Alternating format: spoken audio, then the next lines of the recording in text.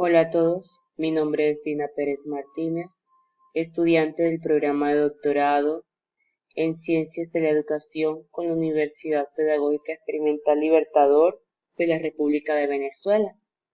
A continuación, quiero compartirles acerca del proceso de mediación y análisis de datos, el análisis de contenido cualitativo, niveles de teorización, la ética en la investigación cualitativa. Y entrando un poco acerca del proceso de mediación y análisis de datos, entendemos que la metodología cuantitativa es la que permite examinar los datos de manera científica o más específicamente en forma numérica, generalmente con ayuda de herramientas del campo de la estadística. Al realizar un análisis, los datos brindados por muchos experimentos suelen dar aportes cuantitativos, ya sé que se ocupan de medir las cosas.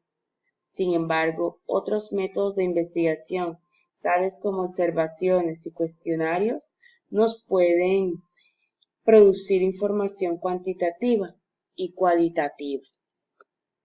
Todo un procedimiento no obligatorio, pero sin embargo es un procedimiento confidencial. ¿Y para qué sirve la confidencialidad?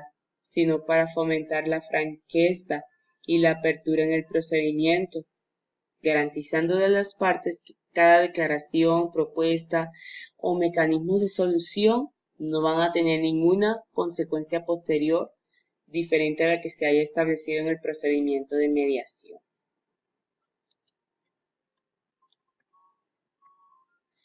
Vamos a trabajar un poco acerca de los análisis de datos. Son aquellos que buscan la obtención de la información a través de los instrumentos establecidos, por lo cual permite realizar un registro con la información obtenida, siendo la mediación un procedimiento no obligatorio, como les exponía hace un rato.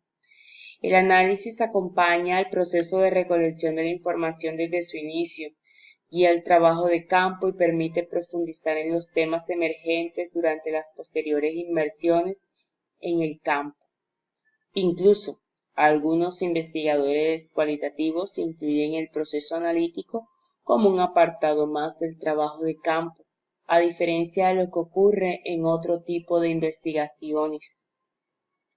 En este punto observamos que hay diferentes etapas para analizar los datos. Primeramente, entender que todo se origina desde un problema, de una necesidad real, y es en esta etapa donde se define el foco de estudio. También tenemos que tener en cuenta la recolección de los datos, y es esa parte donde nosotros diseñamos un método para obtener los datos, un diseño y un proceso de experimentación. Pasamos también por un proceso de limpieza, donde deshacemos las observaciones que no nos interesan y almacenamos guardando las más útiles. La etapa de la exploración, que es donde utilizamos la estadística descriptiva para poder traducir los datos a gráficos y características que se puedan interpretar.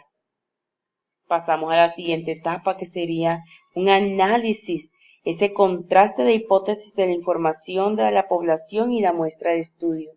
Y este análisis es el que nos lleva a las conclusiones, aquella interpretación de los resultados del análisis y la obtención de las conclusiones que reflejan más cercamente el objetivo que nos planteamos al inicio.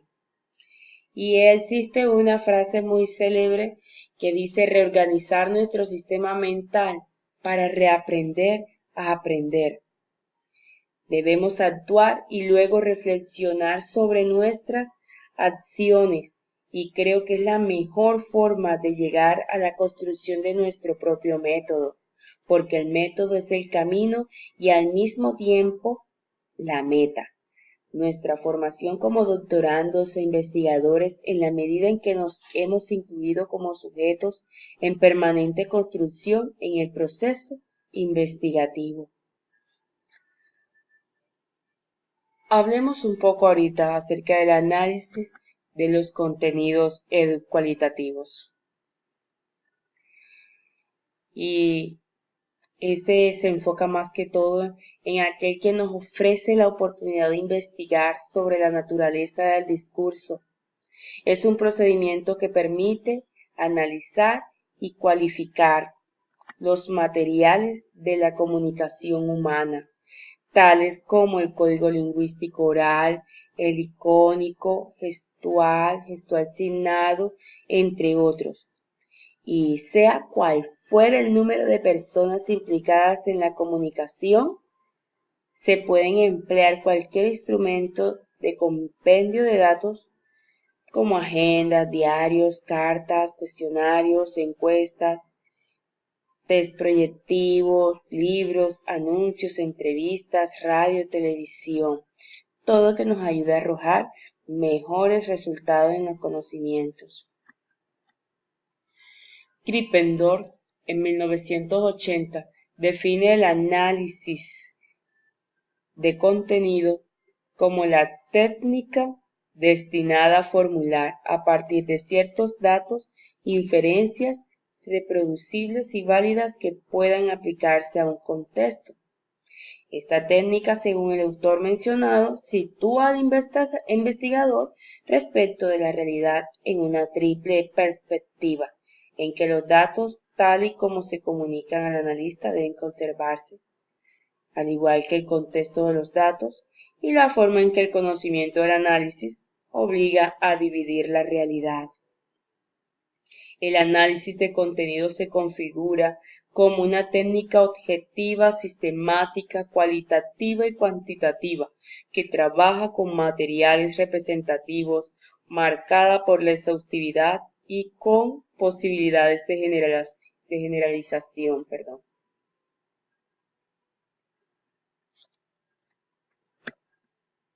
¿Qué es la teorización? Según Martínez, el trabajo de teorizar consiste en percibir, comparar, contrastar, añadir, ordenar, establecer nexos y relaciones, especular, es decir, que el proceso cognoscitivo de la teorización consiste en descubrir y manipular categorías y las relaciones entre ellas.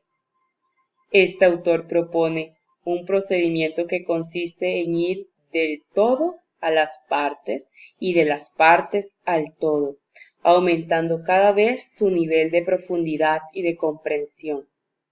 Es muy amena su metáfora para describir la profundidad de una investigación en el contexto delimitado, la cual dice: conociendo el bosque, se comprenden mejor los árboles y captando las particularidades de estos, se mejora la comprensión del bosque. Y qué mejor invitación sino que nos adentremos en el contexto que estamos invitando, que nos sumerjamos en él para conocerlo más a fondo. ¿Cuáles son los niveles de la teorización? Según Machado y Montes, ellos destacan que el método científico posee 3 niveles en las investigaciones educativas, tales como se identifican aquí: filosófico, cienciológico y metodológico. Además, Martínez nos da unos tips para crear teorías. Y el primer paso es la utilización de las teorías existentes. Basarnos en esos fundamentos que ya nos han dado algunos pensadores anteriormente y tener en cuenta esas bases para nosotros poder seguir generando teorías originales, que sería el segundo paso. El uso de analogías y metáforas, modelos, la diagramación de las estructuras emergentes. Como les decía, están basados en fundamentaciones científicas y comprobadas con anterioridad, obtenidos de fuentes confiables y fidedignas. Podemos partir a generar nuevas teorías inéditas y creativas que asocien la realidad del individuo u objeto de estudio con su contexto. descubriendo hechos y acontecimientos que aportan al conocimiento integral y persuasivo del ser.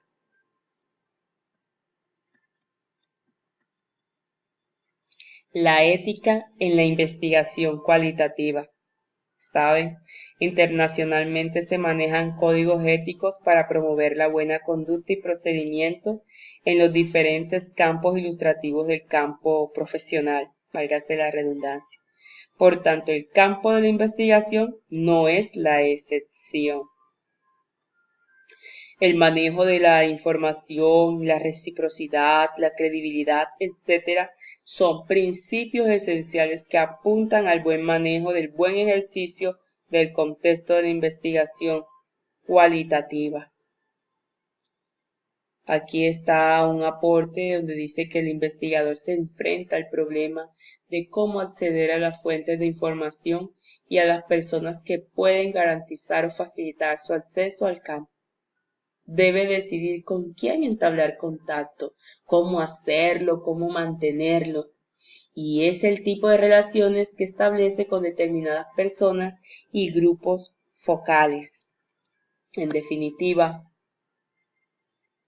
la investigación cualitativa permite emerger de una manera creativa, recursiva y subjetiva al campo de investigación, desde un método hermenéutico y social que posibilita abrir espacios reales al investigador con el objeto de estudio, para profundizar en el conocimiento sustentado y basado en experiencias, generando así nuevas teorías para aportar a la ciencia.